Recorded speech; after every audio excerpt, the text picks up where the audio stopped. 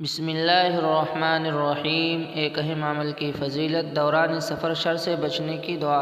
رسول اللہ صلی اللہ علیہ وسلم نے فرمایا، جو شخص کسی مقام پر ٹھہرے اور یہ دعا پڑھے تو اس مقام سے روانہ ہونے تک کوئی چیز نقصان نہیں پہنچائے گی۔ اعوذ بکلمات اللہ التامات من شر ما خلق۔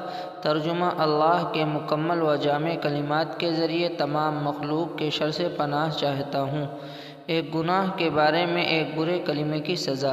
رسول اللہ صلی اللہ علیہ وسلم نے فرمایا، انسان ایک ایسا کلمہ بولتا ہے جس کا مطلب نہیں سمجھتا، حالانکہ اس کی وجہ سے مشرق اور مغرب کے درمیانی فاصلے سے بھی زیادہ دور جہنم میں جا کر گر جاتا ہے۔ دنیا کے بارے میں دنیا کی مثال۔ رسول اللہ صلی اللہ علیہ وسلم نے فرمایا، دنیا کی مثال پانی میں چلنے والے آدمی کی طرح ہے۔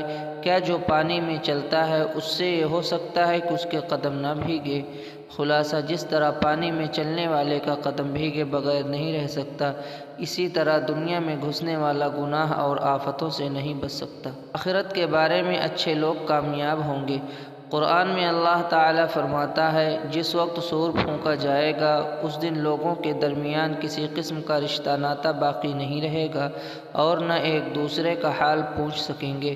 چنانچہ جس کی نیکیوں کا پلہ بھاری ہوگا تو ایسے لوگ کامیاب ہوں گے۔ طب نبوی سے علاج، چقندر کے فوائد۔ ایک مرتبہ ام منذر بنت قیس رضی اللہ عنہ کے گھر پر رسول اللہ صلی اللہ علیہ وسلم کے ساتھ حضرت علی رضی اللہ عنہ بھی کھجور کھا رہے تھے۔ رسول اللہ صلی اللہ علیہ وسلم نے فرمایا، اے علی بس کرو، اس لیے کہ تم ابھی کمزور ہو۔ ام منذر کا بیان ہے کہ میں نے ان کے لیے چقندر اور جو کا کھانا تیار کیا تو رسول اللہ صلی اللہ علیہ وسلم نے حضرت علی رضی اللہ عنہ سے فرمایا، اے علی اس کو کھاؤ، اس لیے کہ یہ تمہارے لیے فائدہ مند ہے۔ فائدہ: چقندر اور جو قوت بخشتے ہیں اور کمزوری کو دور کرتے ہیں۔ قرآن کی نصیحت۔ قرآن میں اللہ تعالیٰ فرماتا ہے، جو کچھ مال اللہ تعالیٰ نے تم کو دیا ہے اس سے آخرت کے گھر کی تلاش کرو اور دنیا میں سے اپنا حصہ لینا نہ بھولو، اور جس طرح اللہ تعالیٰ نے تمہارے ساتھ احسان کا معاملہ کیا ہے تم بھی لوگوں کے ساتھ احسان کا معاملہ کیا کرو، اور زمین میں فساد پھیلانے کی خواہش مت کرو، بے شک اللہ تعالیٰ فساد کرنے والوں کو پسند نہیں کرتا۔